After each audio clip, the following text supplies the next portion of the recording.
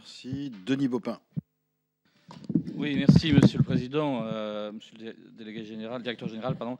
Je dois vous avouer que votre intervention m'a laissé un peu sur ma faim sur la situation de l'entreprise, même si je dois avouer que globalement, même si les choses se sont un peu accélérées ces derniers temps, je ne suis pas complètement surpris des annonces qui ont été effectuées. Je me souviens de l'audition du président Roussel devant la commission d'enquête sur les coûts du nucléaire, où à un moment il avait déclaré que il y avait une érosion de la rentabilité économique dans le domaine nucléaire et que donc évidemment pour une entreprise comme la vôtre, ça ne pouvait avoir que des conséquences extrêmement difficiles. Quand on voit que le nucléaire dans le monde aujourd'hui pèse moins de 11% de l'électricité lorsqu'elle en pesait 18%, lorsqu'on voit qu'au Japon, il y a des réacteurs qui vont peut-être redémarrer de réacteurs, mais enfin que globalement, dans les conditions nouvelles de sûreté du Japon et les conditions économiques que ça impose, il y en a au moins 60% qui redémarreront pas parmi les réacteurs japonais. Vous avez cité le cas de l'Allemagne, etc.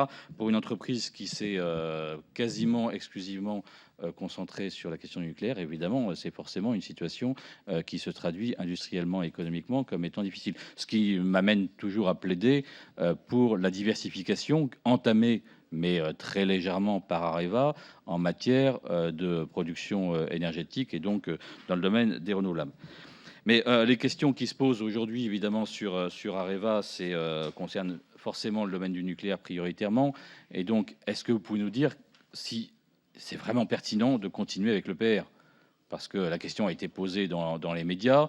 On voit que les coûts de Flamanville vont être multipliés par 3, pareil pour OL3, et que on est dans une situation où on nous dit c'est une tête de série. Enfin, une multiplication par 3 des budgets et des calendriers, c'est quand même particulièrement exceptionnel et avec des difficultés qui ne cessent de s'augmenter parce que la date officielle pour Flamanville, c'est 2017. Mais enfin, quand on sait que les problèmes de contrôle-commande ne sont toujours pas réglés pour Flamanville, que ça ne sera pas le même contrôle-commande à Flamanville qu'à OL3, que à Taïchan, et donc qu'on est dans des situations où chaque fois on refait les têtes de série avec des systèmes différents, on peut s'interroger sur savoir s'il y a réellement un effet tête de série. Et si en plus on nous dit que finalement demain, si on voulait faire de nouveaux réacteurs en France, ce serait plutôt, et c'est ce qu'a confirmé le président Lévy hier, plutôt des réacteurs à 1000 MW que des EPR. Donc ça veut dire qu'on referait des nouvelles têtes de série. Donc on est dans quelque chose où on s'interroge un peu sur la lisibilité de cette stratégie, quoi qu'on pense évidemment, et vous le savez ce que je pense, de la construction de nouveaux réacteurs. Pour ce qui est de Hinkley Point, on s'interroge aussi. Areva était supposé prendre 10% du projet. Est-ce que Areva va continuer dans les conditions actuelles financières à prendre la même part? Est-ce que vous avez la capacité financière? Ou est-ce que sinon, qu'est-ce que ça signifie sur le tour de table qui en découlerait sur le fait que, puisque EDF veut prendre 45% pour pas consolider la dette Hinkley Point dans sa dette propre, qui prendrait le reste des 55%? Je pose des questions quand même, parce qu'au coût à la pièce de ce type de réacteur, ça va pas être sans impact sur l'endettement de deux entreprises, principalement EDF, mais vous aussi, qui sont malgré tout adossés à l'État, hein, et donc aux contribuables français. Donc en termes d'endettement globalement pour les entreprises, c'est non négligeable. Enfin, ma ultime question concernera un sujet d'actualité, mais qui a fait l'objet de longues auditions lundi par l'OPESC, qui est la question du survol des drones au-dessus des installations nucléaires. Et évidemment, Areva n'y échappe pas, et notamment les piscines de La Hague.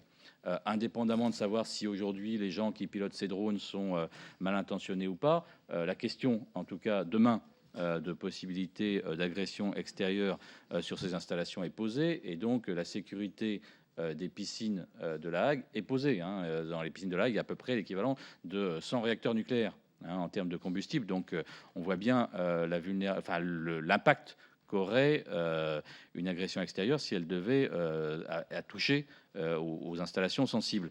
Et donc la question de la bunkerisation des piscines qui est posée, qui est mise sur la table, qui a été confirmée d'ailleurs par Francis Rol-Tanguy, le secrétaire général du ministère, lors de ces auditions, comme étant une question qui était sur la table, de la même façon que Pierre-Franck Chevet, le président de l'ASN.